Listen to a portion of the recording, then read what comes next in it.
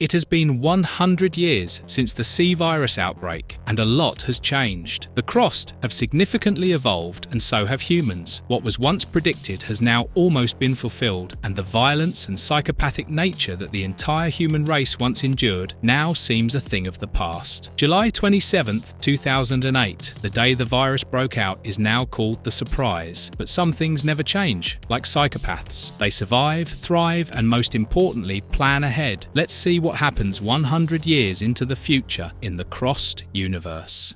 Crossed Plus 100, Issue Number 1, Shrine of Doom. Our story follows a group of survivors that hail from Chattanooga, Tennessee, a town they affectionately call Chuga. The group consists of Future Taylor, a young woman that acts as an archivist for this band of survivors; Archie Keller, an old man in his late 50s that has multiple survival skills, including navigation; Hope Ho-Ho Giancoma, a large middle-aged woman that often acts as the muscle of the group. The group also has two young members that are fiercely protected by the older members: Forward Dietrich, a young teenage boy with a volatile personality, and Cautious Optimism Krisvitsky. These names might seem odd to you because humans have been simply focused on survival for the past 100 years. Culture, science, traditions, and society weren't a priority. Since the outbreak in 2008, a lot has changed, including the spoken English used by humans now. Words have different meanings, and sentences are broken and incoherent sometimes, to say the least. They're incoherent to us, but not to these humans of the future. Shit has become brown. Think has become skull. Sexy, gender, intercourse have just one word for them: sex. Oh, and before I continue, just a small request. If you have liked the video thus far, please consider subscribing to us. It may be a small click for you, but it helps us in tremendous ways to keep bringing you these marvelous long reads. And now, let's continue. Names like Hope, Future, Cautious Optimism,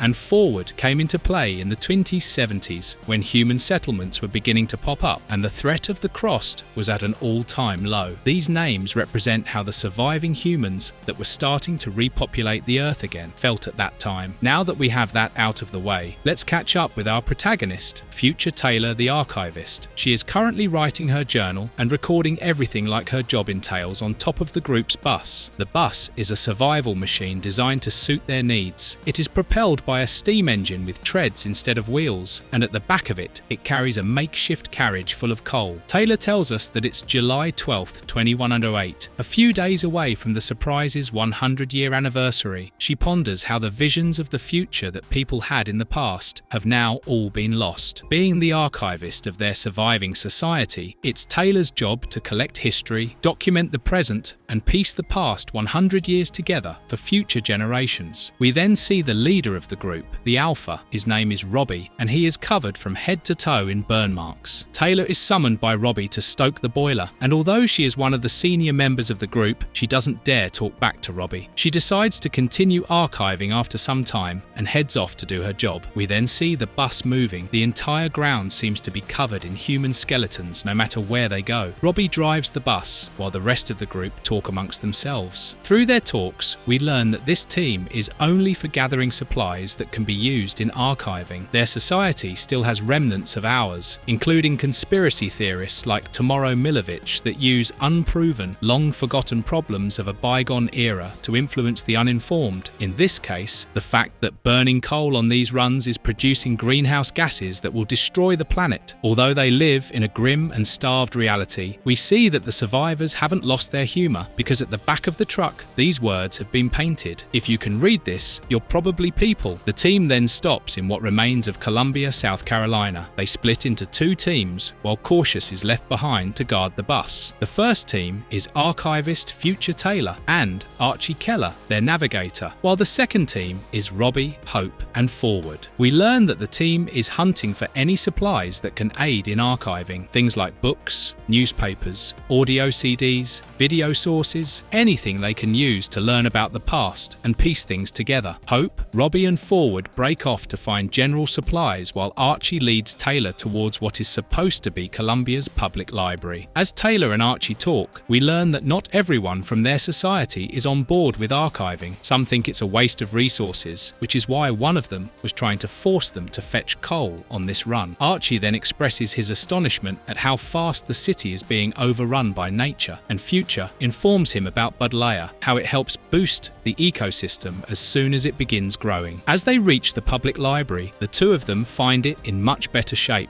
It had been sealed off and the air inside feels dry. Taylor has high hopes of finding intact books and video sources, and she's right. They find encyclopedias, fiction, theoretical science, and religious texts. But their win is cut short when a guttural grunt and broken laughter begins to echo in the library. Hua hua hua. It's a crossed child, and it's slowly limping its way towards Future and Archie. Archie protects Taylor and shoots the child in the head, but that is when its family shows up and beelines for the two of them. Future is forced to draw her automatic rifle and shoot them all, but one of them begins to run away. Future knows that they need to contain the infected, and so she chases after it. We then see Robbie hear the gunshots and quickly jump into action. In the background, Hope is scolding Forward because he was likely being a teenager and doing something dumb. The next second, Robbie shows up at the library and is quickly caught up to speed by Taylor. He orders them all to stay back because he doesn't want to risk any of them getting infected. Robbie then puts himself in the line of fire and begins meticulously shooting all the Crossed in the head. He then kills an approaching Crossed mother and then its baby. Although Future is the archivist and knows the most about the Crossed and how to handle them, this is the first time in her life that she has encountered them in the wild. All the bloodshed, and especially the ruthlessness with which Robbie shoots the baby, gets to her, and she ends up barfing. By the time all of them gather their supplies and get out of the public library, Hope and Forward have already caught up to them. They inform Hope and Forward about the Crossed, and being the teenager that he is, Forward wants to go and have a close look at their dead bodies. But Robbie knows better. He knows how even a drop of fluid could endanger their entire society. He orders Forward to stay away from the library and the rest of them to strip,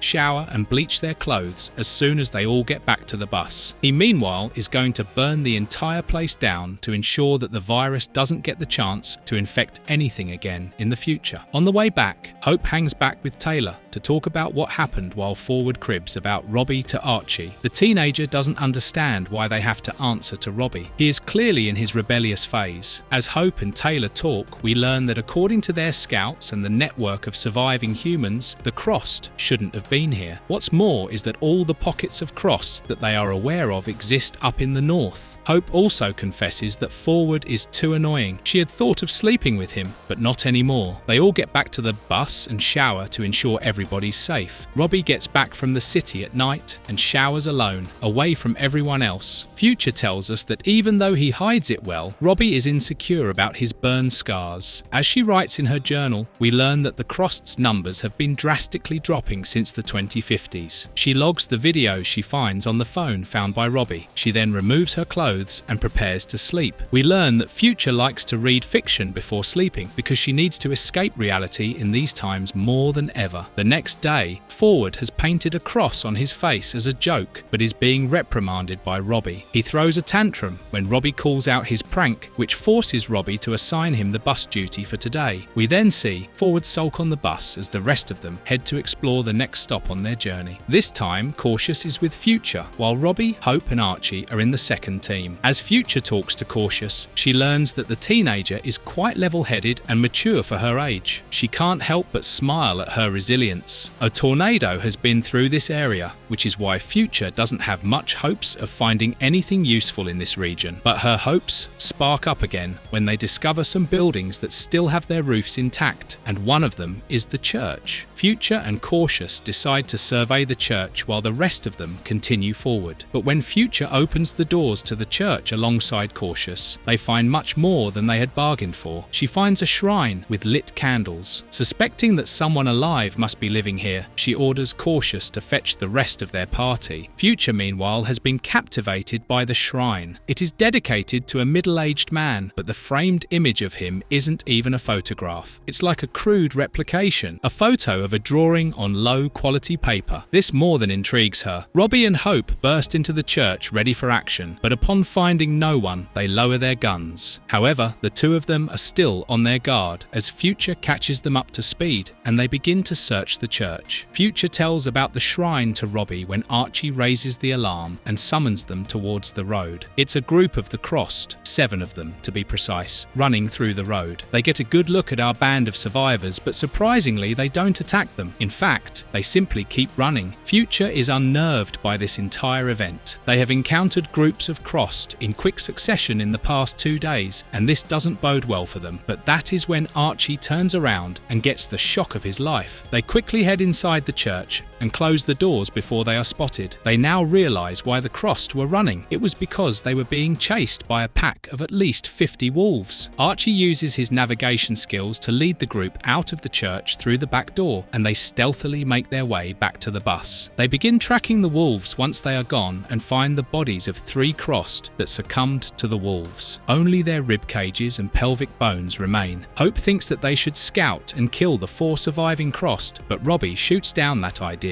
They don't have supplies for scouting or fighting. They make their way back to the bus as Robbie and Future discuss the size of the wolf pack. They both speculate that the pack size was regulated in the past due to predators. The lack of the latter could explain a pack of this size. They reach the bus and all of the adults fail to notice that Forward is missing. When Cautious points it out, they all head out to search for him, but all they find are his bloodied remains. He likely went out to explore on his own and got ambushed by the wolf pack. Future writes in her journal as she tells us about his passing, how all the adults were devastated, and it was only Cautious who was able to keep her cool. She was the only one who managed to craft a makeshift cross for Forward's grave. Future is currently in her chambers, and it's night. The dinner was uneventful, and everybody wanted to head off to be alone as soon as possible to process the day. Future is finally alone to analyse the picture she found at the shrine. She can't quite piece it yet, but based on what she finds, we can deduce that the picture is from a newspaper, and the news is about a criminal. And the photo? The photo is a police sketch of the person based on eyewitness description. Future is haunted by the mysterious photo and the events of the day, and so, to clear her mind, she does the only thing that works at times like these. She climbs to the top of the bus and continues journaling while staring at the stars. Stars are another dose of wishful fiction for Future, a place where there is no infection, at least as far as we know.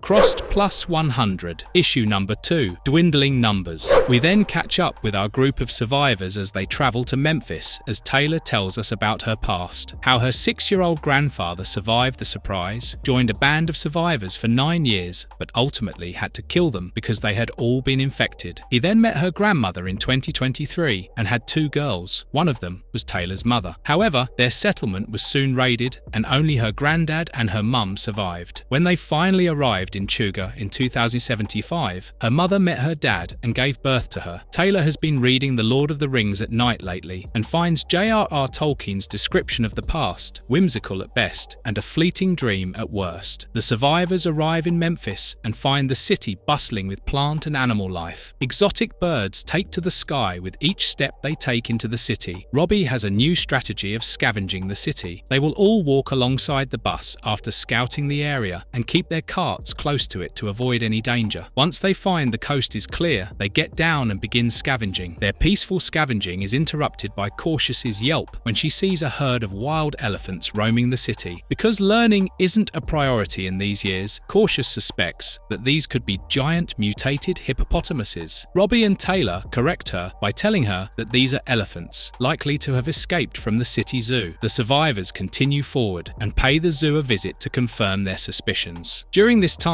Taylor keeps close to Robbie, and through their talks, it is revealed that Robbie was burned while trying to save his sister after the Crossed set fire to their impenetrable fort. They then arrive at the Memphis Pyramid, and their speculations only grow. They speculate that maybe the city was named Memphis because pyramids are supposed to be in Egypt. Either way, all of them are baffled by the obnoxious spending of resources for entertainment at the hands of the humans that lived pre-surprise. They scavenge the pyramid, and it is revealed that Robbie and Taylor's father were good friends. He reassures Taylor that her suspicions of the Crossed need to be studied more and that she did good the last 2 days when they encountered them. By nightfall, they have reached the Mississippi River, and although a destroyed bridge rarely makes for a beautiful sight, the picturesque sunset more than makes up for the gaps it leaves. They hunker down by the banks of the river for the night, and although Robbie and Taylor put up happy faces to have a nice night with the group, especially after losing Forward, both of them are concerned concerned about the crossed. Their numbers were wrong about the last 2 cities, and they can only wonder how many more crossed have survived without being detected here in the south. Their primary contact and leader at the base back in Chuga is Old Woman George, and when they talk to her that night and tell her about their encounters in the past, she promises to look into it. She also says that she will inform Forward's family and tells Taylor not to worry about the shrine. It was a one-off thing. Taylor then talks to her mother and after weeks feels a sense of calm that she has been missing since leaving Chuga. However, after the call, the crossed creating a shrine is still on her mind. Taylor then tells us that Cautious tried to bed Archie that night, but he refused her advances, and so instead, Hope decided to bed her for the night. Taylor tells us that some of the old people denounce bedding younger people, but their society has changed a lot. As Taylor hunkers down for the night alone, she can't help but stare at the photo she retrieved from the shrine. There is a large PH under the man's illustration, and so she resorts to calling him Phil for the time being. The next day, on their way to the city of Tupelo, the survivors come across the governor's mansion. By now, Cautious and Hope have grown quite cozy. The mansion's sheer size and the prospect of what they could find inside makes them stop. Robbie decides that looking around couldn't hurt, and so they leave Archie in the bus and head inside. The entire group is awestruck by the lavish lifestyle of the governor and the intricate design of the mansion. They then come across a huge room, likely a studio with multiple broken musical instruments. The room seems to be slowly succumbing to nature, and parts of it are covered in vegetation. Hope, Cautious, and Robbie are all astounded by the things they are finding in the studio, but Taylor ends up finding her worst nightmare, another shrine. This time, the photo is of Jesus Christ, with the word salt haphazardly written on it. She begins mobilizing everyone, trying to get them to stay on their guard, but this commotion only adds to the hopelessness of their current situation. All of them fail to notice the cross jumping in through a nearby window. Hope, Robbie, and Taylor begin firing at them, with Hope being the barrier between them and the crossed. The fight is intense but quick. The crossed are no match for automatic weapons and headshots, but then, as Cautious approaches Hope, Robbie notices that there is blood on Hope's neck, but no wound. Robbie knows deep inside that it's over, but Hope gets angry. She tries to say she's fine, but her voice begins to change. She gets angrier and angrier until she changes right before Cautious's eyes. She tries to attack the teenager, but Robbie ends up shooting her in the stomach. Hope laughs and mocks them incessantly while on the ground, until Robbie apologizes to her and shoots her in the head. This is when Archie walks in, gun in hand, fearing for their lives, but when he sees Robbie standing over Hope, the cross on her face, he quickly pieces everything together. Cautious is traumatized to say the least, and Taylor keeps her company for that night. As Taylor journals after the entire encounter, she can't help but fear about everything her mother told her. Now that she has seen everything firsthand, she can't even imagine what her family had to go through when the crossed were at their peak. She is desperate for her mum, desperate to head back to Chuga, and she can't wait to get there. We see the bus leave the mansion while it burns to the ground in the background.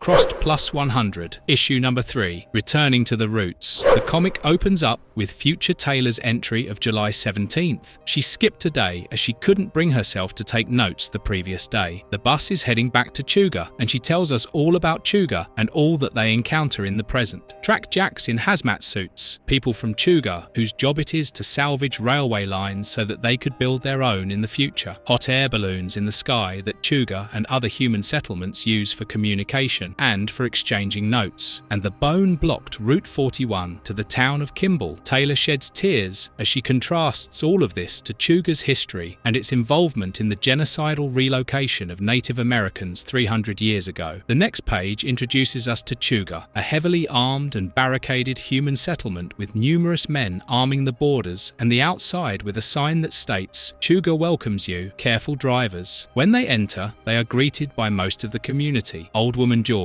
Forward and Cautious's parents, and of course, future Taylor's mother. They inform the parents of what happened while Cautious is approached by her young friends that are part of a gang named Crunks. Crunks are Christian environmentalists that paint crosses on their faces as a part of rebellion. However, her recent encounter with the crossed has made Cautious see them in a different light. She now finds them repulsive and denounces their ways when they try to cozy up to her. The next few panels show us a bustling community, inform us that future Taylor's Taylor's mother is dating old woman George and that the meat they were eating while out on the run was ostrich meat. The community is running low on ostriches, which is why they are now leaning towards wolf meat and thinking of setting up traps. We learn that the hot air balloon Future spotted from the bus has now landed. It brings news from the Big Apple, and New York City has been flooded due to accelerated global warming. They have lost the island of Manhattan to the sea this year, and the news from the balloon is being shouted out to the people of Chuga by one of its citizens. We see that Future Taylor's home is a bar that has been redecorated. She has a cat named Flash Gordon, and her mother has prepared her alpaca stew, a delicacy in these times. Her mother seems to be happy with old woman George after the passing of her father. Taylor spends the evening with her mother, but by nightfall, her mother has gone to spend the night with her girlfriend George. This gives Taylor enough time to go over the footage found by Hope in Colombia, and what the footage shows sends chills down Taylor's spine. It is a post-surprise era footage that seems to have been recorded only a decade or two ago. It seems to be an experiment on the infected. Potential infected crossed candidates are being tested to see if they retain parental instincts by raping their children in front of them. When a candidate fails to show parental instincts and protect their young, they are beheaded and the next one is brought in. This leaves Taylor with more questions than answers, and although she is able to sleep, she wakes up early because her brain is working overtime. Early in the morning, she decides to go on a nearby hill and fill up her journal, and by noon, she is ready to reconvene with everyone for the town meeting, which is called the Shout in their English slang. The Shout is headed by old woman George, Churchy John Monroe, an old man who plans everything for the community, and resource boss Dawn Pascoe, an old woman who tracks all their resources. We are also introduced to Future's childhood friend Morning Addison on this page. The meeting begins, and the community is informed that electricity will now be provided for more hours because they have surplus coal and more electricity coming from Chickamauga Dam. The community is also informed that the general diet will now be switched to the wolves and that the train tracks they want to build are going according to plan. If everything goes well, they will be able to build a railway line between all of the communities in the next 5 years. Then it's turn for Robbie and Future to address the community and share their findings. Hesitantly, they both get up to the pedestal and share their findings, telling the community about the 3 attacks in succession and how they ended up losing hope and forward. When Future expresses that they might have miscalculated the presence of Crossed in Tennessee, murmurs begin to spread throughout the crowd. Things heat up further when Hope's father joins the conversation and demands intentional eradication of the Crossed across the state. The plan boss, John Monroe, agrees, but resource boss Dawn Pascoe is reluctant. In order to prevent the conversation from delving into chaos, old woman George ends the shout early. The bosses then reconvene outside, and by now it's clear that either way, they all need to act and scout the state at least. And so a plan is made to send out Robbie and his crew the next day on the steamer. They are going to head to Murfreesboro, a human settlement that practices Islam. They are known as Slims in these times. Robbie and his crew will take the ferry to recruit them, because if what Taylor saw on the tapes is right, then the Crossed could be monitoring the radio frequencies they use to communicate across large distances. And so they all spend a calm day in Chuga and then get ready to head out the next day. The ferry is a huge steamer that has been modified for survival. It has barbed wires all around it and is armed to the teeth. The crew consists of 2 new members, as Cautious has decided to join them again despite her parents' apprehension. Staying put in Chuga just didn't seem right to her, especially after the huge distance she now felt between her and the Crunks. A crew meeting is held and the 2 new members are introduced. Future's childhood friend, Morning Addison, and New Day Wales, a huge man who likes to go by the nickname Nudie. The crew is quickly brought up to speed on their route, and they will be passing multiple dams and power plants that have suffered nuclear destruction, which is why they will need to wear hazmat suits. As they pass, the crew discusses how it was selfish of the past humans to construct such destructive facilities that would now take millions of years for nature to clean up. We see mutated frogs and plant life, but the ferry is able to pass the obstacle without any issues. Something then catches the eye of Nudie across the shore near the dam, and Taylor, him and Cautious decide to check it out. This is another alarming find, a boat full of skeletons, most of them chained together, and by the looks of it, all of them were crossed. There is also an unchained man who appears to be their leader. He seems to be dressed in new leather and knitting work that shouldn't be possible at the hands of the Crossed. Upon further examination, they find a makeshift gory necklace on him made from sinew, and the pendant is a human rectum with a vial stuck inside it. Nudie speculates that the white substance in the vial could be drugs, but Future already knows what it is. It is salt. They take their findings back to the ferry, and the entire crew begins speculating. However, Robbie urges them to keep pressing on because he wants to reach his destination by night without any delays. The rest of the journey is shown to us through Future's journal entries. The crew makes it past the rest of the nuclear obstacles without issues, though. We get a glimpse of the destruction the Earth has suffered due to nuclear disaster. Untreated nuclear waste glows brighter than 1,000 bulbs as the ferry crosses it. As the crew beds down for the night, Future sends out a last prayer for the hot air balloon from the Big Apple she spotted once again. It seems to be headed to Arkansas now.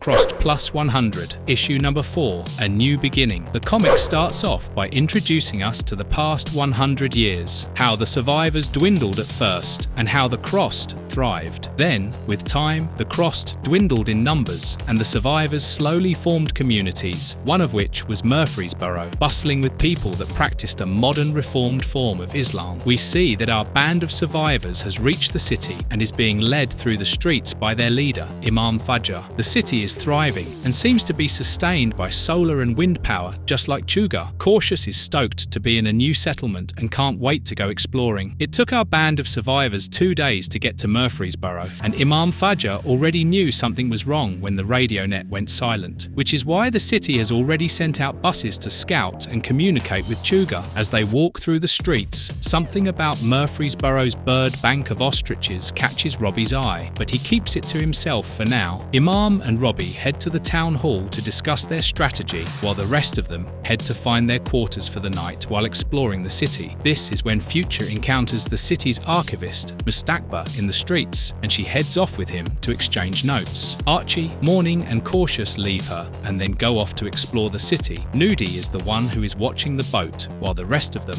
are in the city. We see that Future and Mustakba share an intimate relationship while being professional colleagues as well. When Future discloses all her findings to him and shows him Phil's photo, Mustakba tells her all about police sketches and what they are. He even recognizes the man in the photo. It is the phone book killer. Mustakba reads up on true crime in his spare time, and he shows Future all he knows about the killer. He was a serial killer that would randomly choose people to kill until the police found his pattern, the first victim in the top right corner on every 7th page of the phone book. As they continue to talk, Future speculates that there might be more infected hiding in the mountains of Appalachia. She spends that night with Mustakba and continues writing her journal while he's asleep. The next day, we see that the Imam and Robbie managed to form a strategy, and everyone agreed to sweep Tennessee. The Slims will sweep the west, while Chuga's forces sweep the north. They have even agreed on cover words so that they can continue their conversation over the radio net once again. As the Imam leads them to a nearby bus that will drop them off at the ferry, Future notices that Robbie is angry about something, but decides not to press him on it just yet. They board the ferry without any issues, and Nudie informs them that his talks with the locals revealed that most of them are ecstatic about the sweep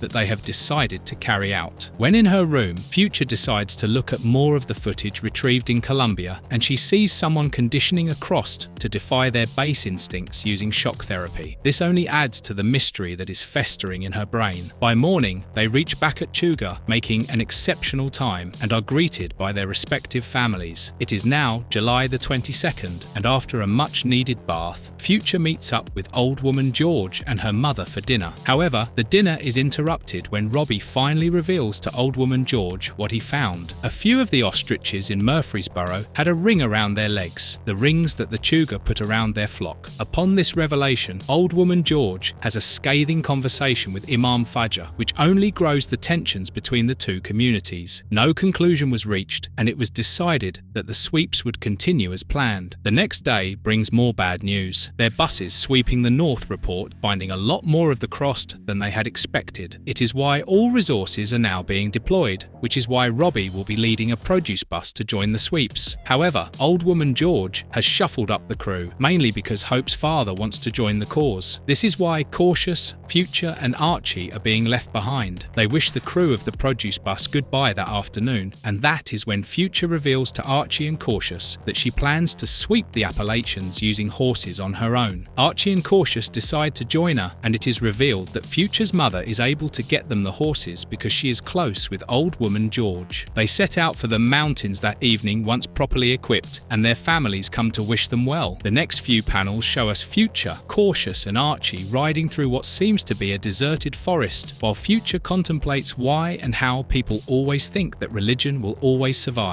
Her fictional works speak of the same. The last page shows the three of them riding towards the mountains in a foreboding scene as the sun sets behind the peaks.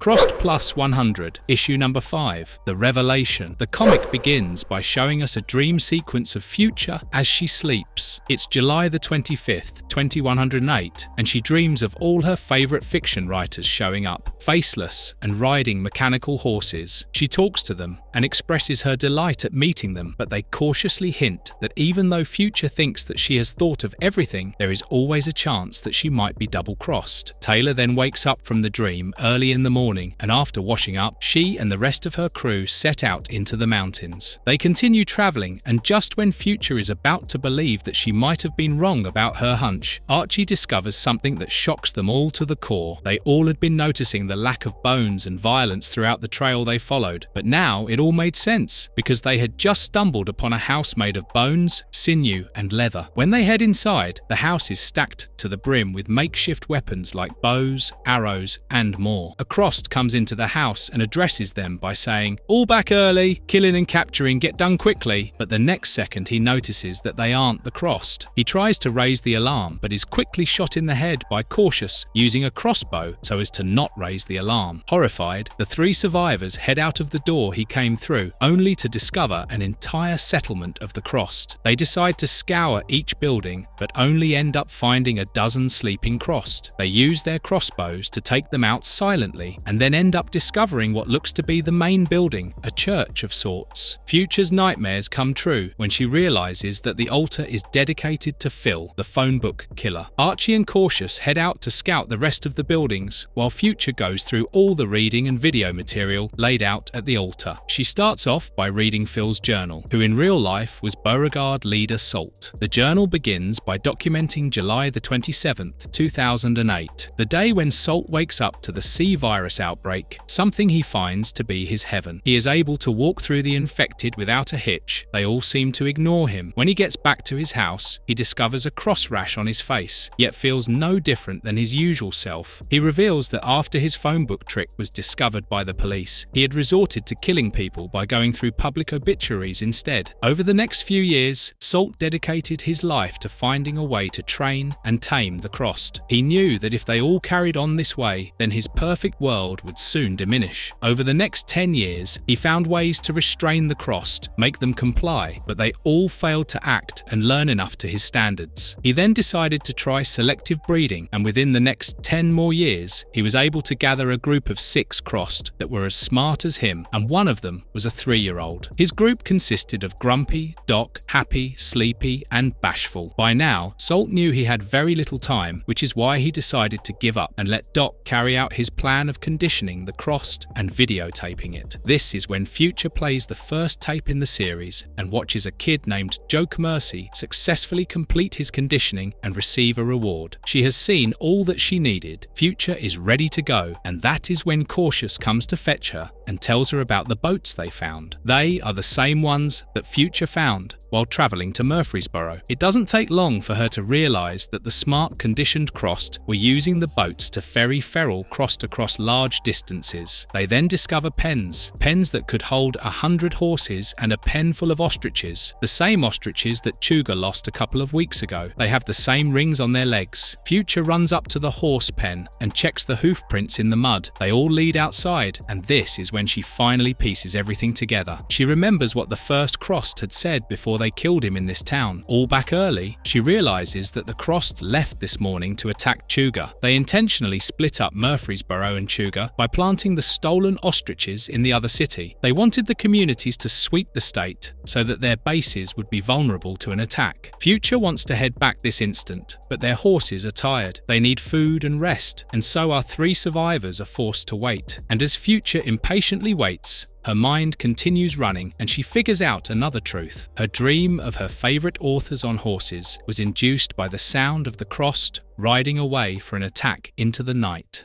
Crossed Plus 100, issue number 6, The Downfall of Chuga. Future, Cautious, and Archie discuss their worst nightmares as they discover clues about the Crossed army. As they discover this, the comic shows us what they fear: an army of crossed horses with crossed soldiers marching towards Chuga. While most of them walk and ride, a makeshift palanquin of skin, bones, and sinew is being carried by them. The army carries banners with the face of Salt painted with blood. As the army nears Chuga, we see it being halted by the Crossed being carried in the palanquin. It seems they are waiting for something. Our 3 survivors are pushing their horses to the limit and then resting as little as possible before galloping again. Archie is trying to keep some sort of hope alive by speculating how Chuga could survive the attack for the sake of Cautious, but Future can't help but speak the truth. That's because she is piecing everything in her mind. This was a plan for 100 years. Every move was made to make this attack successful. The Crossed they found on their travels, the tapes Future found, and then she suspects the worst, that Hope might have been infected intentionally. She comes to the conclusion that if this was all planned, then there likely has to be a spy in Chuga. But the Crossed rash stems from the bone. That much they have learned in the past 100 years, and makeup wouldn't be enough to hide that for years. So how could a Crossed infiltrate them? She now understands why the Crossed were being conditioned, why they were being taught to read and write. As our survivors continue riding to Chuga, we see one of the buses return to the community. Old woman George is informed about the return, but when she goes to greet the returning survivors, she takes a step back out of sheer shock. We are then shown the survivors again as they are forced to rest their horses again. Future can't help but fervently think about who could be the traitor, and while she desperately racks her brain, we see the Crossed in the palanquin give the order to attack, and Chuga is swarmed by the Crossed. Men are killed while women and children are rallied up like cattle. Old woman George is captured, stripped, and tortured. By now, the survivors have reached outside Chuga and they decide to walk to town so as to not raise any suspicion. And as they approach, it seems Future has finally solved the puzzle. Hope had fallen back while attacking the Crossed in the governor's mansion, and it was Robbie who had helped her up.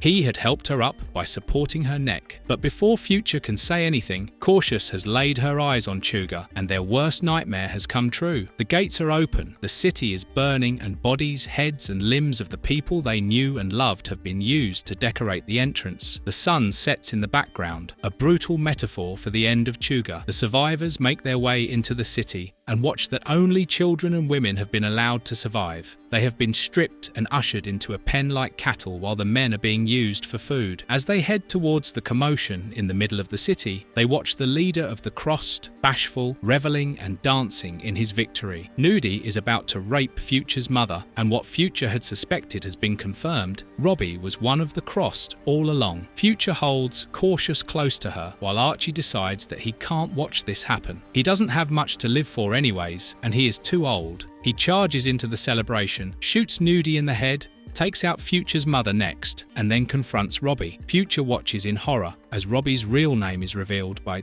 Joke Mercy, the same kid she saw on the videotapes, the first one to be conditioned by the Crossed. Before Robbie can get to Archie, he shoots himself in the mouth while providing the cover for Future and Cautious by saying that they were killed at the gates. Future escapes with Cautious and says that their only chance at surviving is by reaching Murfreesboro in time.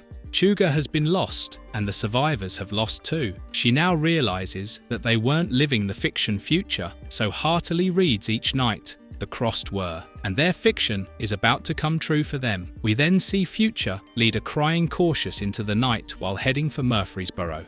Crossed Plus 100, issue number 7. Survival isn't enough. It is now July 27th, 2109. Exactly a year and 1 day from the attack on Chuga, we catch up with Future dreaming about being attacked by vampires, and they don't scare her one bit. It's easy to understand why, because unlike the Crossed, they have easy weaknesses: crosses, holy water, and garlic. Future fights against the vampires with her closest team in this dream: Archie, Hope, Cautious, and Forward. But the dream soon takes a turn for the worse when Robbie, aka Joke Mercy, invades it. Future loses her hand and then watches her mother, Old Woman George, and the rest of the Crossed breeding new people for their kind. All she can do is apologize until she is paid a visit by Salt himself. This entire story is juxtaposed by another science fiction story that Future read, I Am Legend. We then catch up with her in the present day. She is journaling and Cautious is sleeping beside her. She now has a new hairstyle, clearly a way of coping with her trauma. We then see that Future and Cautious were given a place in Murfreesboro. Future has been warning them about the smart Crossed, which is why Imam Fajr has allowed her to run daily drills to combat the eventual Crossed attack, though neither the Imam nor the residents of Murfreesboro seem too invested in these drills because they think of it as a game. Imam Fajr doesn't seem to take the tall claims of Crossed being able to plan ahead, infiltrate, and possess as much intellectual capability as them too seriously. The practice run that morning goes horribly in Future's view. Mustakba fails to show up as the Crossed on time, and the people playing the part of humans end up crashing their bus into a nearby pole. Once the training is done, Imam Fajr and Future have a heated argument. Future wants the Imam to take her seriously and to prepare her people for an inevitable attack, while the Imam is tired of Future's insistence on violence while she tries to build a peaceful settlement for her people. The argument comes to a stop when Future begins describing the mayhem at Chuga graphically, which reignites Cautious's trauma, who begs her to stop. Future helps Cautious calm down and go to sleep, and we then see Mustakba pay her a visit. The two seem to have an open relationship, and while Mustakba wants to settle down and start a family with Future, she can't go through with this idea. She can't start a family when she knows that the Crossed attack is inevitable. That night, all of Murfreesboro is woken up to a bright red flare shot by a Gapple balloon that is about to crash. Mustakba, Future, and Cautious, along with other fighters from the city, commandeer a bus and head to rescue it. The hot air balloon has burning holes in it, while a young teenager hangs from a rope below it, desperately screaming for help.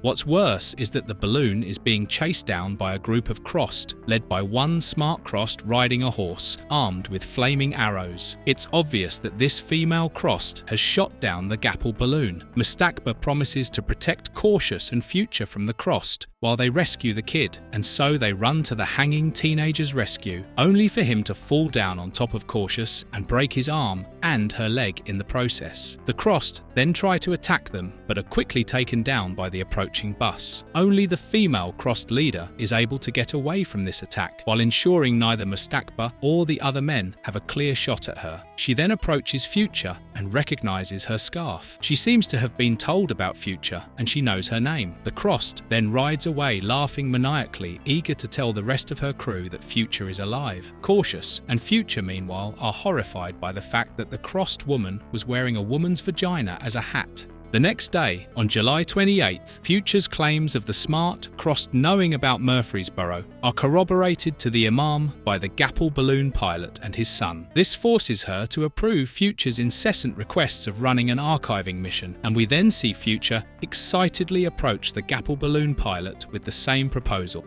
Crossed Plus 100, issue number 8. Trade is the key. We catch up where we left off. Future Taylor wishes goodbye to everyone in Murfreesboro and then leaves in the hot air balloon with Mr. McBlarney. Flying high above the land is a welcome change for her and a great new perspective. This comic is juxtaposed against Gateway by Frederick Pohl. The hot air balloon flies over an abandoned gas station while Future tries to make small talk with Mr. McBlarney. She learns that his wife died a few years ago and succumbed to a monster pigeon, according to him, whatever that is. They then arrive in Fayetteville the next morning, a town full of scrappers, nomads, and trackjacks. Cautious had already informed the town of Future's arrival, and everyone there is eager to hear her story because her and Cautious are the only survivors from Chuga. Future tells them her story, but as she goes on to claim that the Crossed are smarter than we could ever expect, everyone slowly loses interest. She then comes across a peculiar girl with exaggerated face tattoos. Turns out that such tattoos are a family tradition, but what Future fails to notice that they could also be used to cover a crossed rash. She is then pulled aside by an old man who informs her about Cautious's message for her over the radio. Cautious received a cryptic message from Kingston, the next town Future is supposed to visit. The message was from archivist Reed of the town, who simply said, "It's wrong," and then began laughing maniacally. Future ponders about the message and then leaves the town with Mr. McBlarney an hour later. She then learns how the balloon is steered as they travel to Kingston. Kingston has been settled around a coal plant, which is why, to avoid the chimneys, the balloon lands around a mile away from it. Future sets off for the town on her own and promises to return by morning. When she reaches there, the people are awfully warm and nice to her. They have a new leader of the town for some reason, and they all welcome her nicely by introducing themselves and then their roles. When it comes to archivist Reed, she is an awfully chirpy girl, a few years younger than Future maybe. She greets Future warmly and pulls her in for a hug, but when hugging her, she quietly whispers to Future that she shouldn't eat the food, and then hands her a phone secretly. And so Future does as she's told. She doesn't eat their food and decides to turn in for the night early. When in her room, she watches the video on the mobile phone and she gets the first glimpse of Joke Mercy. The video has been recorded by archivist Reed secretly, and it shows Joke Mercy offering the town a deal while torturing their past leader. The deal is simple. They either get run over by the Crossed or smash all their radios, turn off all their energy sources, and offer them 10 people a year. 7 need to be women under the age of 30, while 3 need to be men under the age of 60. They have until full moon to make their decision, and when Future stares out of the window, she realizes tomorrow is the deadline. Future then watches Joke Mercy crush the leader's face in a vice as a warning to the entire town. She then escapes her room out of a window and hears the town people planning to ambush her once she has slept. They had planned to offer her to Joke Mercy, but archivist Reed's warning saved her. Future runs back to Mr. McBlarney and they take off into the air, waiting to watch what happens next morning. It goes according to Joke Mercy's plan. The townspeople offer the Crossed 10 people, as expected, and in return, Joke Mercy leaves them a Crossed baby that they are supposed to look after.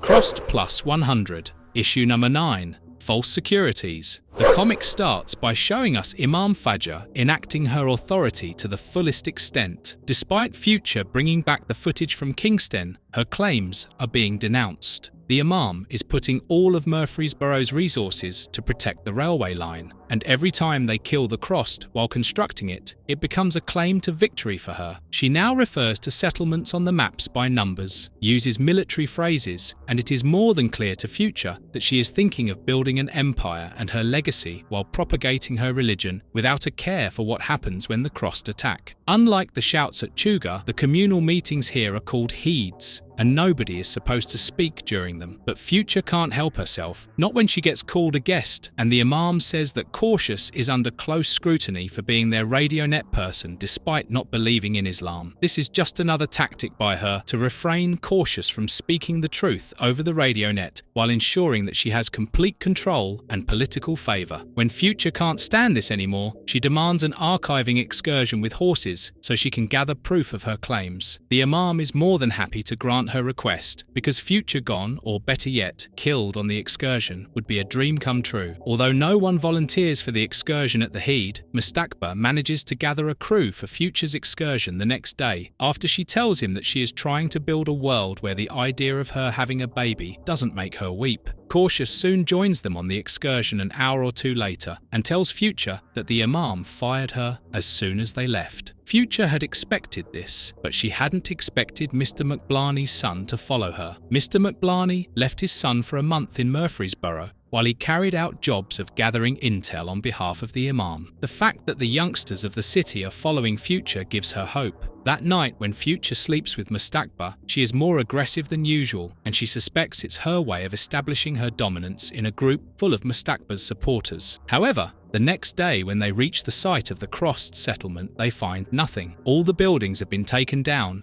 and there are no signs of the Crossed. Future and Cautious both cry at this sight, while the men mockingly take photos under the pretext of gathering proof. That is when Mr. McBlarney's son, One Way, spots bus tracks on the ground, and Future instantly rushes to follow them without a care in the world. The entire group reluctantly follows her, and they end up discovering a group of the crossed. But they are different. The crossed rashes on their faces are smaller, limited to their foreheads, and they speak in broken English while spilling each thought out. While asking them questions, Future discovers that they call themselves rejects, likely because they are rejects. But when One-Way McBlarney tries to shoot them out of sheer rage, they all cry out for help, and that is when the entire group of survivors is ambushed by a group of the crossed. The worst part is that it is led by Cautious's mother. Crossed, plus 100, issue number 10.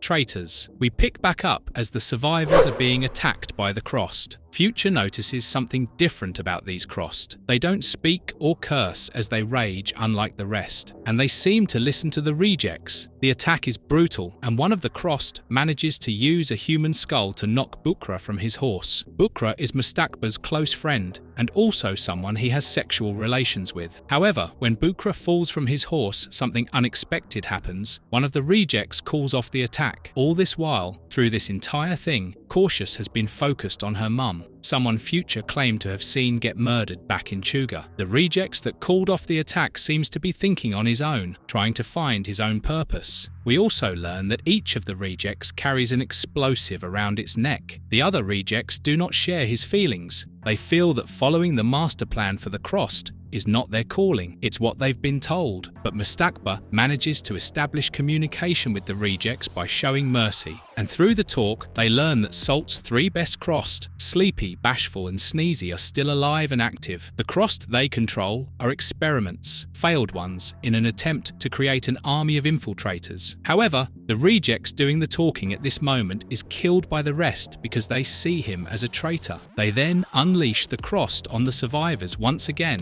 and Bukra manages to save Mustakba by stepping in front of him. This makes Future jealous, and her feelings make her lose her focus. She fails to notice that right now, Cautious is headed straight towards her crossed mum. As Future saves her, we see Cautious's mum get eaten by a tiger, and then One-Way McBlarney steps in to save the day. He shoots the explosives on the rejects' neck and blows up most of the crossed in the area. The survivors then easily kill the remaining crossed, while Cautious laments losing her mother once again. They then spend the night there to rest their horses, burn all the crossed bodies in the morning, pray, and then head back towards Murfreesboro. Cautious hates One-Way for what he did while Bukra and Mustakba's love is blooming. But when they reach near Murfreesboro, they are fired upon by the men patrolling the border. By the time they realize that the survivors are human, it's too late. One-Way's horse is dead, and so is Bukra. The rest of the survivors that practice Islam pray for Bukra, but when Future tries to join Mustakba in the prayer, she is shunned away. The next day, as they head towards the city, a random citizen recognizes Future and warns her that the Imam is quite angry with her.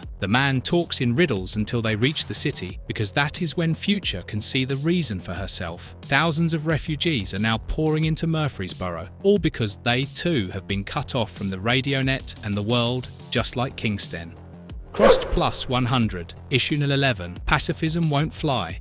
And so Future learns the truth the hard way. The same deal was offered to thousands of settlements across the land by the crossed. Deal or die, and those who chose to fight were attacked and thrown over. These refugees are survivors from those settlements, and the Imam is tired of hearing the same story again and again. They lack food, water, and shelter to house these refugees, yet she can't turn them away or force them to comply because of her religion. Their motto, peace beyond you, is what she lives by. It's what all the Slims live by, and it seems the refugees are taking advantage of that. Fights are prevalent in the streets over food, theft is rampant, but most of all, what worries Future the most is that they could be infiltrated by the crossed, just like Chuga, now more than ever. The refugees tell them about settlements like Fayetteville and Kingston that deal with the crossed, that shoot at refugees and turn them away. But the Imam still won't pay heed to Future's words. Future tries to pursue a rather peculiar-looking individual, albino skin, weird voice, named Bailey. Even though suspicious, this, she can't act on it. Not yet. She watches the chaos brewing in the streets as a mob takes over the food being served by One Way and Cautious. The kids simply give way and let the crowd have its way while escaping. That night, Future has the same ideological debate with Mustakba again. Mustakba reminds her that the Imam follows their religion and that she should respect her choices because it's the reason she and Cautious were let into Murfreesboro in the first place. But this is when Future realizes that if the Imam is going to do what she thinks is right, then Future needs to do the same too. She storms off into the night and watches a heated confrontation between a refugee and a Murfreesboro citizen over stolen bread. The citizen is trying to be polite according to his religion, but this gets him thrown to the ground and disrespected. This is when the albino from earlier jumps in and cracks the refugee in the jaw, breaking a few of his teeth in the process while dealing some justice. This incident inspires Future more, and when the Imam tries to shoo Future away from the door, Future forces her way in and urges the Imam to listen to her. She tells the Imam about rejects and how they had a smaller cross rash on their forehead. She tells Imam of her theory that maybe Salt had a bigger plan than 100 years for the crossed. Maybe he had planned even further. Maybe he had planned for a 1,000-year future. Future theorizes that Salt may have set a plan for the crossed to cross bread until they were ready to merge into the humans. Imam entertains her for a while but tells Future what Mustakba had told her in the first place. Whatever may be the case, she has to house the refugees according to her religion. When Future heads outside, Bailey, the albino from earlier, reveals that he has been listening to their conversation. But before Future can react, the siren rings and her worst nightmare has come true. The Crossed are here, and they are offering Murfreesboro the same deal they offered all the settlements. Burn their archive, destroy their radio net, isolate from the rest, and then offer 10 humans per year, 7 women under the age of 30, and 3 men under the age of 60. Future journals this entire event that very second while people around her barf and cry due to the brutality of the Crossed. Crossed Plus 100, issue number 12, Invited Betrayals. Future has lost all hope in the fiction she has read and the life she has led. In the midst of it all, One Way and Cautious have expressed their love for one another, while Mustakba and Future keep growing further away from each other. The entire settlement of Murfreesboro is in chaos. As Future laments on the roadside, a bag is thrown over her face and she is kidnapped. It's Bailey and his crew, and he knows that she thinks he's one of the Crossed, so to prove his innocence, he cuts himself and smears his blood on Future's face. Nothing happens. Bailey is thinking strategically. Murfreesboro's perimeter is loose. Their sewers are unmanned and they have explosives holed up in a single building close to the border. He plans to rally up arms and fix all this so they can go against the Crossed, and all he demands from Future is to show him where they keep their arms. The next day, a much-needed heed of the week is held by Imam, and what Future has been expecting happens. The Imam calls for a vote, and only the Slims are allowed to vote. They are going to vote on what happens with the refugees, but Imam and the rest of them decide to say a prayer first. However, this is when Future tells Mustakba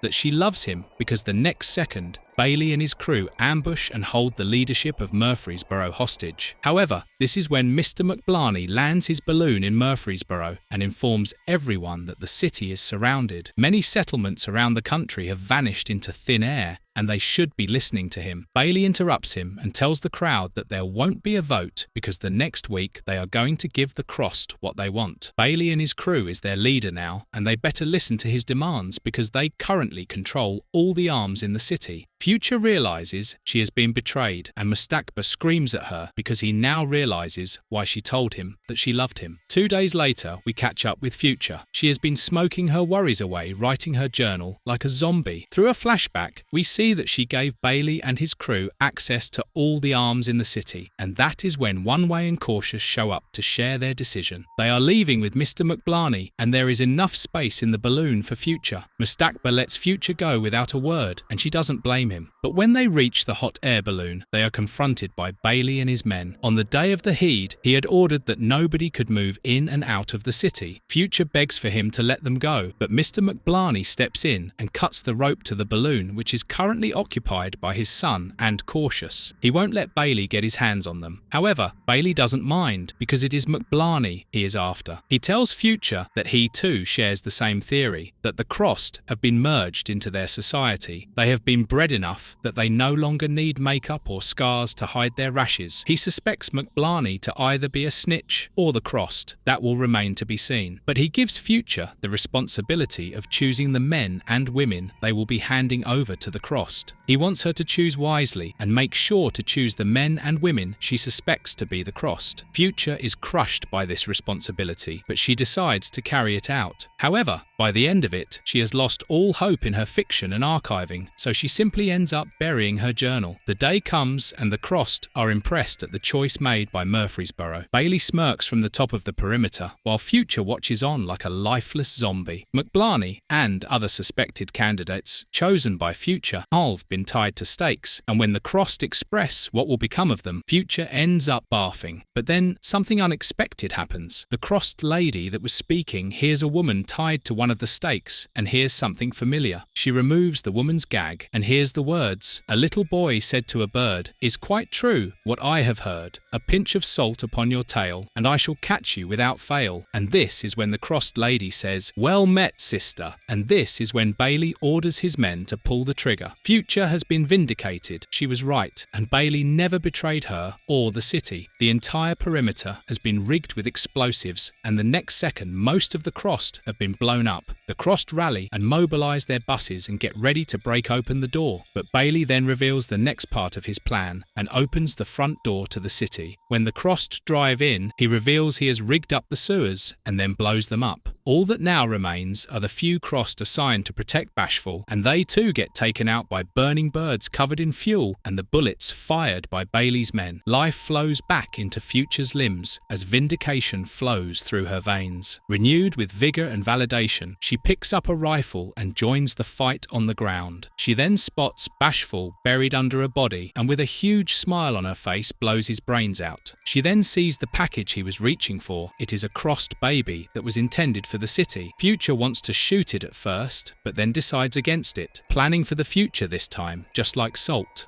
Crossed plus 100, issue 13. Nothing changes. Future won the fight that day. Murfreesboro did too, yet both are as miserable as they've ever been. It has been 5 years since that day, and Future still serves as the archivist. In fact, she even has an apprentice named Ufok. The only problem is that Bailey is now in charge, and being a trackjack, he is hell-bent on getting the railroad completed. Future feels dead inside as their convoy approaches the city of Kingston 5 years later. They are here to take over Kingston and liberate it, but by now the citizens have been too brainwashed by the Crossed, and thus they are going to have to take it by force. Future tries to argue against Bailey's decision to use force against fellow humans, but it's no use, and when they are told that the archives are being burned by the residents, all bets are off the table. A huge ramming bus comes barreling towards the front gates and breaks them open. They head inside only to discover that most residents are killing themselves before being captured. Ufok is confused, and Future explains to him that after years of brainwashing and servitude, most of them believe that the Crossed will get them for failing like this, even though it should be more than clear to them that they are currently being captured and taken over by a much more powerful force. Bailey's crew rushes to put out the fire in the archives, and so do Future and Ufok. When they get there, they find the two women who were trying to burn the archives. They recognize Future being the traveller that came to their city the day they started dealing with the Crossed, but Future denies it. Future then learns that this archive never belonged to the city, it belonged to the Crossed and contained their archives. She then sees a huge mural of Beau Salt and realizes that the humans were being forced to pray to him. She rescues the woman, understanding their plight, and then is surprised when Ufok shows her a new journal of Beau Salt, one that seems to contain extra information compared to the text that she has found in the past. She reads and realizes that the book is written in code, and that it will take some time for her to decode it. We then see that Bailey and his crew has discovered one of the Crossed babies that the Crossed like to exchange each year, and he shoots it in the head mercilessly. They head back to Murfreesboro that day, and Future tries to decode the journal she found on the way back, Once they reach the settlement, we meet Imam Fajr. She has grown old and weary, but her hate for Future still burns strong. Future then finds that the RadioNet operatives have been catching a mysterious high-frequency signal of clicks and whistling that is continuously being looped for 24 hours for the past few days. Future promises to look into it, and we then see her head outside the city. She is startled by a dying deer with an arrow lodged in its back, but soon discovers that it was killed by her nomad friends that live off of the radar in the suburbs, named Farid and Jamila. They catch up with each other, and once Farid and Jamila leave, we see Future head towards a seemingly abandoned house in the suburbs. When she enters, we see that it has been rigged from floor to ceiling with a homemade alarm system of strings and cans. Soon it is shown that Mustakba lives here,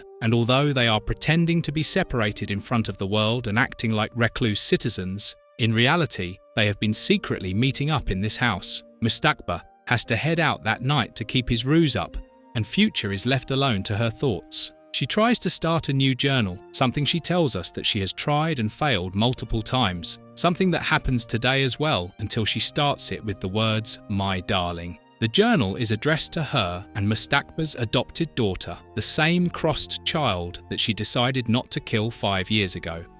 Crossed Plus 100, issue number 14. As you sow, so shall you reap.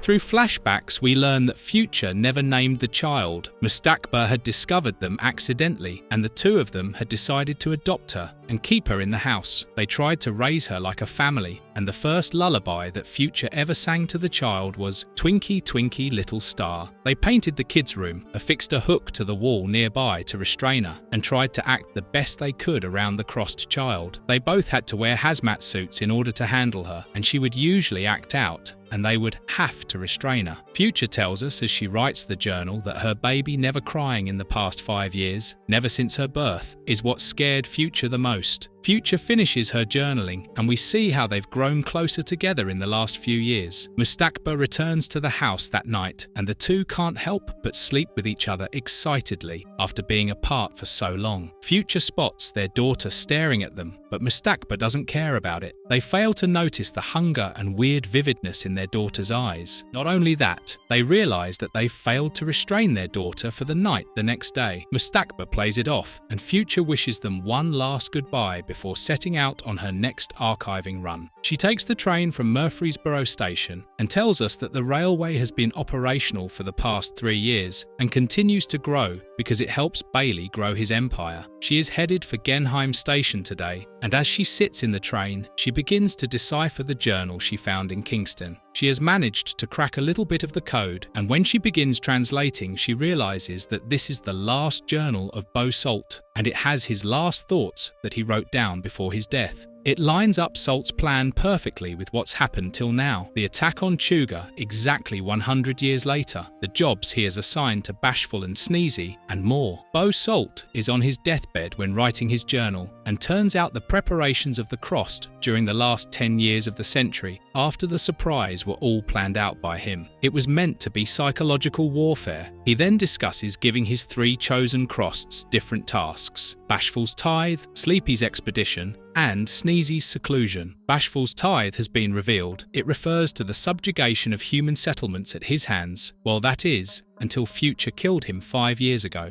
However, Sleepy's Expedition and Sneezy's Seclusion is yet to be revealed, and Future has no idea what that could mean. Future can't translate more without decoding further, and she decides to put the book away for now because they have reached their destination. She is greeted by a familiar face, Mo, at the station of Genheim, and she heads towards the base with him. The base is a signal relay and a major part of their RadioNet communications, and it is run by none other than Cautious and One Way. Cautious is pregnant, and Future is greeting the two of them 5 years after Mr. McBlarney cut the rope to the balloon, allowing the kids to escape.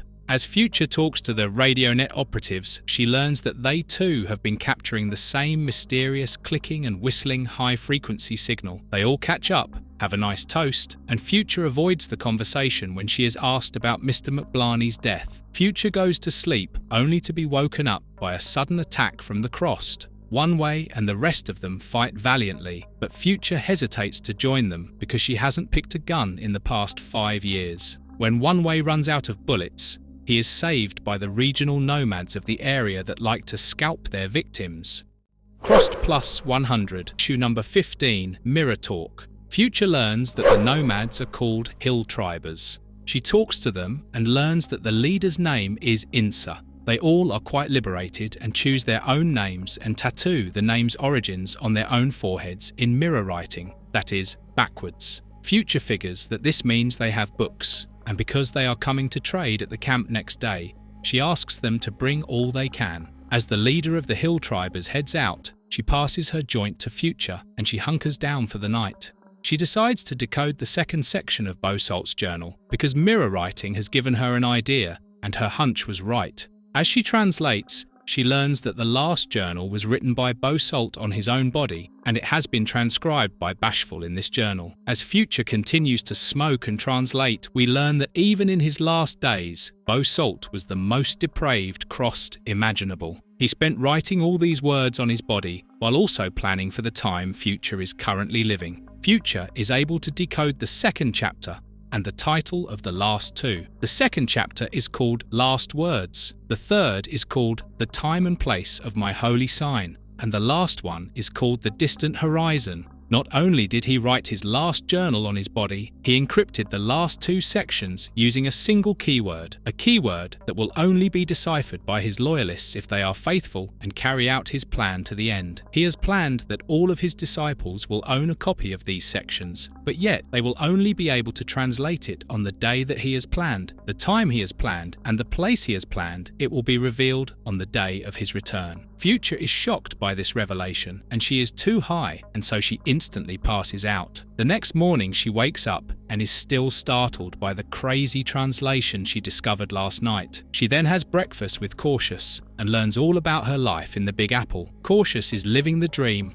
high up in skyscrapers, and this reminds Future of her own family, Mustakba, and her daughter. She ends up shedding a tear or two in front of Cautious, and then learns that One Way had to chase a saboteur last night after she had slept. Someone had severed the cables to the signal relay in the middle of the night, and One Way is currently out with his men chasing the culprit. The hill tribers are here to trade, and Future assigns Ufok to find the important stuff that they could use. She then goes in to check the damage to the relay, which is up and running now. She then contacts Murfreesboro and checks in on Mustakba. He hasn't visited the city since she departed. However, before she can cut the call, she is patched in to Bailey. He is itching for a reason to come and establish military control at the Genheim base, and Future desperately tries to hold him back by telling him that the attack on the relay wasn't a planned one. It was simply a random crossed. The desperation in her voice is visible, not only to the operator, but Bailey as well. But he decides to play by her rules now. She slams the radio and breaks it out of frustration, but is soon summoned outside because One Way is back. He has caught the saboteur, but the only problem is that this crossed is one of the smart ones. He can speak clearly, and he has demanded to speak with Future. One Way tells her that he has burn scars all over his face, and Cautious and Future fear that it might be Robbie, aka Joke Mercy. One Way takes her to the container, where he has been restrained and shot in the legs, but the hill tribers threaten to cancel the trade if the base decides to speak with the crossed. Against her will and instinct, Future decides to pass up on the trade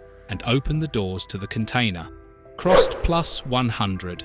Issue 16, The Unlikely Ally. When Future looks inside the container, she can't decide whether she is relieved or disappointed because it isn't Robbie, it is another smart blonde crossed with a burned face. They decide to interrogate him on their own terms by gassing him into submission, and so they do. But when they think the crossed might have had enough, they open the doors of the container only to realise that he has enjoyed the torture to his heart's content. He then tells them cryptically that the strikes on Bethlehem and Chuga were planned there, and Sneezy still awaits them there. The crossed is too talkative, and this makes Future skeptical of him. But the more he talks, the more Future is curious about his answers. He claims that the hill tribers they met were in fact unaffected, infected, the perfect creation the crossed have been working towards. He then hints at their mirror writing. It was the clue Future needed to decode the second chapter of the final journal. He tells them that the encryption of each chapter is designed in a way to weed out the stupid crossed, and he goes a step further by telling Future what the third chapter holds.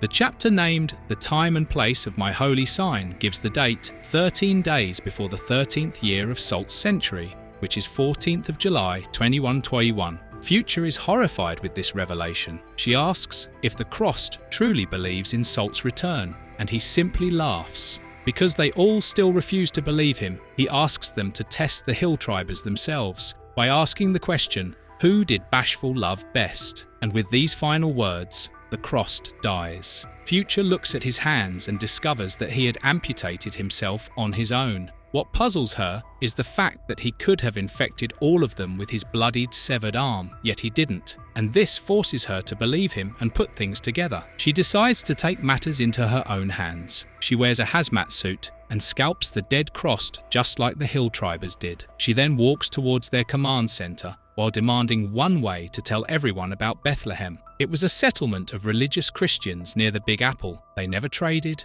talked, or exchanged. And then one day, they all simply vanished. Future already knows this was 6 years ago, and this is confirmed by One Way. Future knows this because it was the same day Chuga was attacked. She then speculates that Bethlehem might have been infiltrated like Chuga long before either of the survivors could catch on. What's more is that their current location, the Genheim camp, is smack dab in the middle of Chuga and Bethlehem, and the nearest to the Hill Tribers. They practically set up their strongest part of the radio net in enemy territory, and when One Way reveals that the Hill Tribers live at the Greenbrier Country Club, Future remembers that it's the same place the rejects mentioned when asked about it. They couldn't find anyone in Bone Town near Chuga because they all shifted to Greenbrier. One Way isn't ready to confront Hill Tribers, but Future uses his father's death to convince him for the mission. Not only that, she also decides to pick up arms herself for this one, and so a small party heads out to meet the Hill Tribers under the pretext of trade, and they are let in because they show the Crossed's scalp, claiming that they never talked to him. The other Hill Tribers refuse to talk to them or let them explore without Insa present, and so they pretend to browse the books. Ufok discovers a book on the Greenbrier Resort, and when Future reads the cover, everything pieces together. It is a nuclear bunker for the elite, and so she throws out the question, who did bashful love best? And she gets a response, his blushing brides. Amen, amen. All the women around them speak as though they have been brainwashed to say this. Seconds later, they realize what they have done, and a firefight erupts between the two groups. Thankfully, One Way was prepared and they managed to make their escape. The Hill Tribers stop chasing them after a mile or two, but they lose 2 of their men, and One Way gets shot in the shoulder. When they reach back at the camp, she knows what needs to be done. She has seen their numbers, and she knows they are no match for the Hill Tribers. She radios Bailey and accepts her mistake. She was wrong, and she tells him that they need him. Bailey smiles at the other end, knowing full well that this time would have come either way. Crossed Plus 100, Issue 17. There is no escape. The comic opens up by showing us Future wishing goodbye to Cautious and the rest of the people at the base.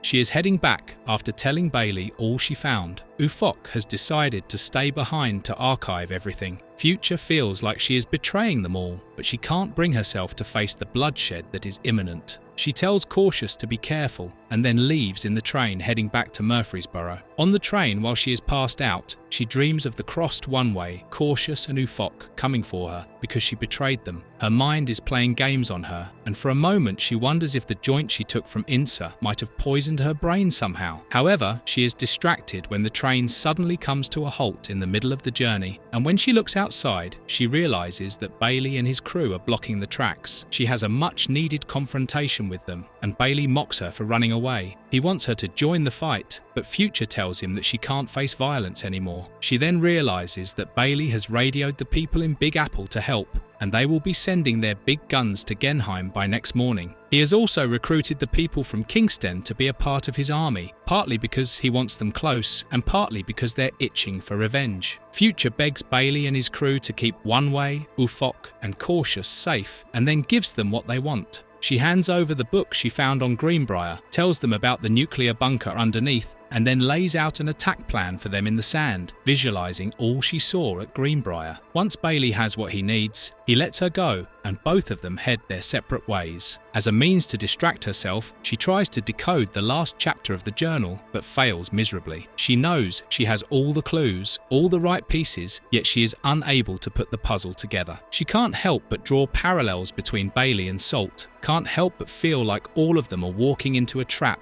No matter how much they feel in control, she feels all of them are chess pieces playing directly into Salt's plan. The next day, she reaches Murfreesboro, and Imam Fajr ominously tells her to go check out the war that she has initiated over the radio net. Lieutenant Steady is telling everything over the radio net. They have around 1,000 men and huge guns at their disposal, thanks to the people in the Big Apple. Their transmission, however, is momentarily interrupted by the same high-frequency signal they encountered earlier, and Future tries to warn Steady that the infecteds might be listening to their communication, but Bailey has already planned for it. He wants them to know that they are going to be attacked, just not how and when. Future realizes that the game currently in motion is out of her hands, so she decides to skip the war and head to the reason she betrayed all her friends. She decides to head to her daughter and Mustakba. As she makes her way there, the feeling that they are all being played grips her again, and when she reaches the house, her suspicions are confirmed. Jamila and Farid's bodies are lying outside, and a familiar voice is beckoning her inside. A voice she has come to fear over the years. As she heads inside, Bailey and his men head to war. The alarms set up in the house have been torn down, and waiting for her inside is none other than Joke Mercy, aka Robbie. He has her daughter in his arms and a stabbed Mustakba sitting on the chair behind him.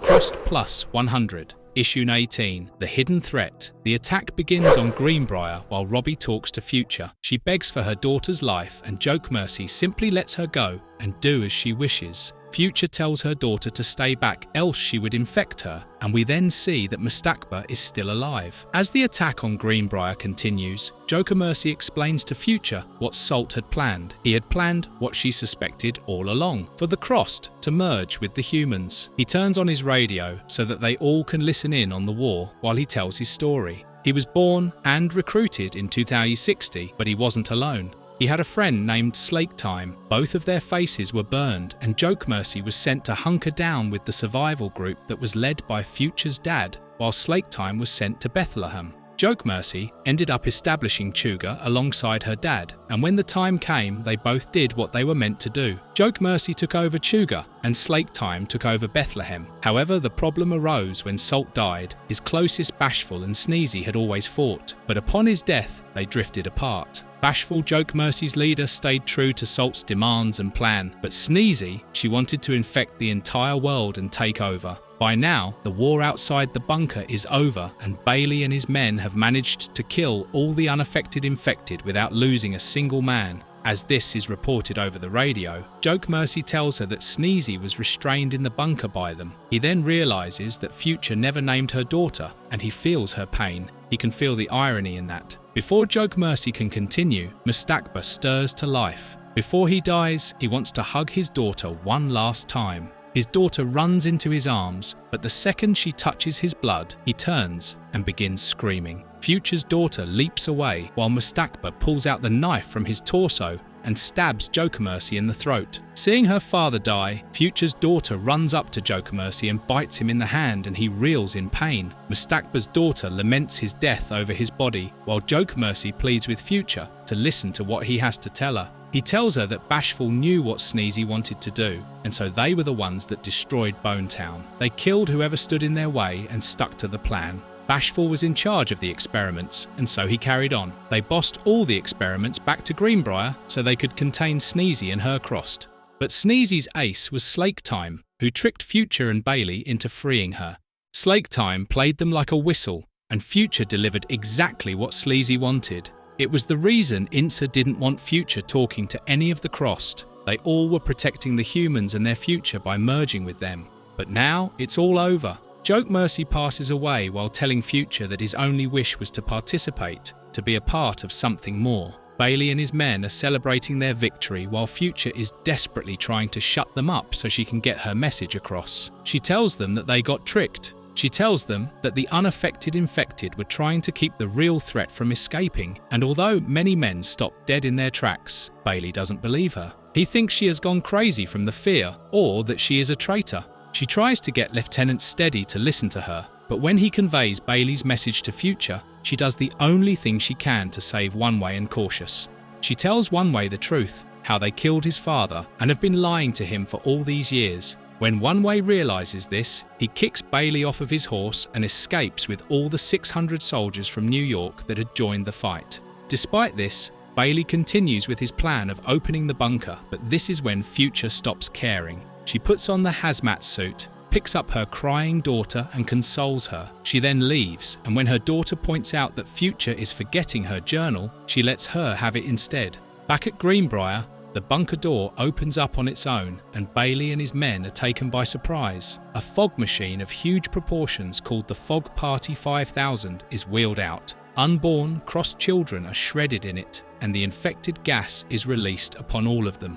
Within seconds, Sneezy has gained 400 soldiers. The crossed voices begin flooding the radio, and Imam Fajr desperately tries to contact Future, but Future has left the radio in the house. She has now set out on her own path with her daughter. She carries her daughter on her shoulders as she leaves Murfreesboro behind. Her daughter is scribbling in the notebook, and this new journal entry is from her. The date is July 23, 2114, and she tells us that she cried for the first time today. Her mum has named her Now, and she likes her new name. The next page shows us Sneezy being unleashed on the world with no one in power to hold her back this time. Marvelous verdict. Crossed Plus 100 is a fresh, refreshing, and frankly one of the best takes on the Crossed universe, in my opinion. The story is nuanced, layered, and each issue runs parallel to a classic science fiction novel from real life, something we couldn't touch on in this video. Otherwise, it would have been at least 5 hours long. If you've been exhausted by past Crossed storylines or are looking for something new and mysterious in the Crossed universe, then Crossed Plus 100 is a highly recommended read for you.